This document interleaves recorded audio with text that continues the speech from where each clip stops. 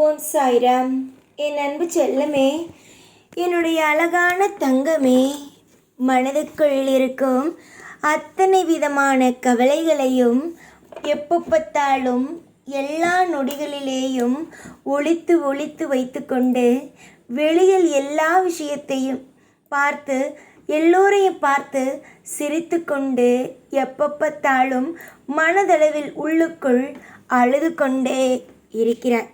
நானும் உனக்கு பலமுறை சொல்லிவிட்டேன், அம்மா, எந்த இடத்திலாவது உன்னுடைய வாழ்க்கையில் உனக்கு கஷ்டத்தை ஏற்படுத்தி யாரோ ஒருவர் தருவது போல இருந்தாலும் அந்த நிமிஷத்தில், அந்த நொடியில், அந்த இடத்திலிருந்து வெளியே வந்துவிட அம்மா என்று பலமுறை கூறிவிட்டேன்.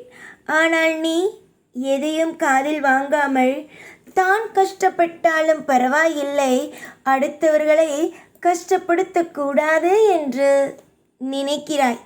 தங்க பிள்ளையே, கஷ்டப்படுத்தியது அனைத்தும் போதும். சந்தோஷங்கள் படுத்துவதற்காக உன்னுடைய வாழ்க்கையில் நான் வந்துவிட்டேன்.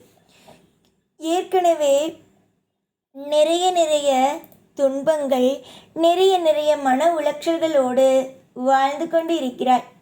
இதற்கு நடுவே நீ எதற்காக தேவையில்லாமல் கவலைப்படுகிறாய்? உன்னுடைய வாழ்க்கையில் நீ இதுவரைக்கும் என்னென்ன பார்த்தாய்? கஷ்டங்கள், கவலைகள், துக்கங்கள், இந்த மாதிரியான விஷயங்களை மட்டுமே உன்னுடைய வாழ்க்கையில் நீ பார்த்தாய். புரிந்ததாமா? ஆனால் அந்த கஷ்டங்களும் கவலைகளையும் படும் பொழுதெல்லாம் நீ என்னிடம் சொல்லும் ஒரே ஒரு விஷயம், எப்போ பார்த்தாலும் எல்லா நிலையிலும் நான் கஷ்டங்கள், வேதனைகளோடு இருக்கிறேன். என்னுடைய கஷ்டங்கள், வேதனைகளிலிருந்து என்னை எப்பொழுதுதான் விடுவிக்கப் போகிறீர்கள் என்பதுமே எனக்கு புரியவே இல்லை என்பார். உனக்கு நான் புரிய வைக்கிறேன். உன்னுடைய வாழ்க்கையில் என்னென்ன நடக்கும், ஏதேது நடக்கும் என்று இனி வரும் காலத்தில் எல்லாவற்றையும் ஒவ்வொன்றாகவே சொல்வேன். ஒரு மனிதனுடைய வாழ்க்கையில் பல கஷ்டங்கள், வேதனைகள் இருக்கலாம். அதுவே நிலையானதாக எல்லா காலமும் இருக்கும் என்று நினைத்தால் அப்படியெல்லாம் இருக்காது. ஒவ்வொரு நேரம் ஒவ்வொரு கவலைகள் மனதுக்குள் தோன்றும். அந்த கவலைகள் கூடிய சீக்கிரத்திலேயே வாழ்க்கையிலிருந்து போகும். ஒரே மாதிரியான விஷயங்கள் எப்பொழுதும் எல்லா நாளும் வாழ்க்கையில் நிலையாக நிரந்தரமாக இருக்காது. ஒரு சந்தோஷம் வந்தது என்றால் நீ என்ன நினைக்கிறாய்? இந்த சந்தோஷம் நமக்கு நிலையானதா என்பதை. ஆனால் நீ அதுவே நினைத்திருக்கிறாயா? சந்தோஷம் வந்துவிட்டது, நிலையானதாக இருக்கும் என்று நினைத்திருக்கிறாயா? நினைத்ததல்ல. அந்த மாதிரிதான் கஷ்டங்கள் மாறும். உன்னுடைய வாழ்க்கையில் சந்தோஷங்கள் பெருகும். ஐஸ்வர்யத்திற்கு குறைகள் என்பது இல்லாமல் ஐஸ்வர்யங்களும் ஒரு பக்கம் ஏறிக்கொண்டே இருக்கும். வரும் நாட்கள் மொத்தத்திலேயும் உன்னுடைய வாழ்க்கை பலவிதமான சுபிக்ஷங்களை பார்க்கும் என்று நான் சொல்கிறேன். இதை நம்புவதும் நம்பாமல் இருப்பதும் உன்னுடைய கையில்தான் இருக்கிறது. ஆள் மாற்றி ஆள் ஒருவனுடைய வாழ்க்கையை கெடுக்க வேண்டும் என்று நினைத்து விட்டார்கள் என்றால் எப்படியோ அவனுடைய வாழ்க்கையை கெடுத்து விடுவார்கள். ஆனாலும் அனைத்து விதத்திலும் யார்தான் என்னதான் சொன்னாலும் எதையுமே கேட்காமல் எல்லாம் இருப்பதுதான் வாழ்க்கையில் சிறப்பானது. நாளுக்கு நாள் நீ வளர வளர உன்னுடைய வாழ்க்கையை உற்று பார்த்தாயானால் துரோகிகளும் உன்னுடைய வாழ்க்கையை கெடுப்பவர்களும் வளர்ந்து கொண்டேதான் இருப்பார்கள். அவர்கள் தொழிலால் வளர்கிறார்களோ இல்லையோ, உன்னை எப்படியாவது கவிழ்த்துவிட வேண்டும். உன்னுடைய வாழ்க்கையில் எல்லா விஷயத்திலேயும் குழப்பத்தையும் நஷ்டத்தையும் ஏற்படுத்தி தந்துவிட வேண்டும் என்றே நினைப்பார்கள். நல்லவர்கள் கூட இருந்தால் கெட்டவர்களும் ஒரு பக்கம் கூட இருக்கத்தான் செய்வார்கள். அனைவரையும் அனுசரித்து அனைவரையும் நன்றாக புரிந்து கொண்டு யாரை பக்கத்தில் வைத்திருக்க வேண்டும், யாரை பக்கத்தில் வைத்திருக்க கூடாது என்று அனைத்து விவரங்களும் தெரிந்துதான் வாழ்க்கையை வாழ வேண்டும்.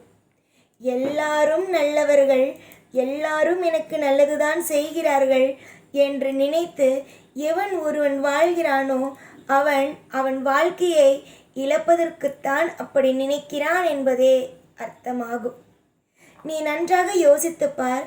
உன்னுடைய வாழ்க்கையில் எத்தனையோ சோதனைகள், எத்தனையோ வேதனைகள் அனைத்தும் உன் வாழ்க்கையில் வந்த போதிலும் உன்னை எந்த தெய்வமும் கைவிடவில்லை. யார் யார் எப்படிப்பட்டவர்கள் என்பதை தான் உனக்கு சொன்னதே தவிர மற்றபடி உன்னுடைய வாழ்க்கையை யாரிடமும் மாட்டிவிடவில்லை. அதை தான் நீங்கள் இந்த நேரத்தில் புரிந்து கொள்ள வேண்டும். ஒவ்வொரு காலமும் நேரமும் உங்களுக்கு தோதாக மாற்றி அமைத்து தரப்படும். ஒவ்வொரு நபரும் தெய்வத்தை புரிந்து கொண்டார்கள், ஆனால் தெய்வம் அவர்களுக்கு நல்லதை செய்யும். உன்னுடைய வாழ்க்கையில் எல்லாமும் உனக்கு பிடிக்காமல் நடந்திருக்கிறது என்று நினைக்கிறாயா? நன்றாக யோசித்துப் பார். எல்லாமும் உனக்கு பிடித்ததாகவும் எல்லாமும் உன்னுடைய வாழ்க்கையில் இஷ்டமானதாகவும் மட்டுமே தான் நடக்கும். தேவையே இல்லாமல் எதுவும் எப்பொழுதும் வாழ்வில் உன்னுடைய வாழ்க்கையில் தவறாக நடக்காது. வெளிப்படையாக சில விஷயத்தை வெளிப்படையாக சொல்கிறேன். உன்னை நிறைய பேர் கவப்பதற்கோ உன்னுடைய வாழ்க்கையில் ஒவ்வொரு நாளும் உன்னை ஏமாற்றி உன்னுடைய வாழ்க்கை ஒவ்வொரு நாளும் துன்பத்தை கொடுப்பதற்கோ எத்தனையோ பெயர் உருவாகலாம்.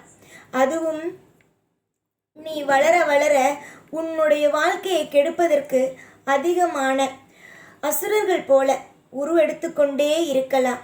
ஆனால் அனைவரிடமும் இருந்து உன்னை காப்பதும் அனைவரிடமும் இருந்து உன்னுடைய வாழ்க்கையை சீரும் சிறப்புமாக கொண்டு வருவதும் இந்த சாய் கையிலேயே உள்ளது. அப்பா அப்பா அப்பா என்று சொன்னால் மட்டும் போதுமா? உனக்கான நல்லதை நான் செய்ய வேண்டும் தானே? கண்டிப்பாக செய்வேன். நலங்களும் வளங்களும் என்றும் உன்னோடே இருக்கும்.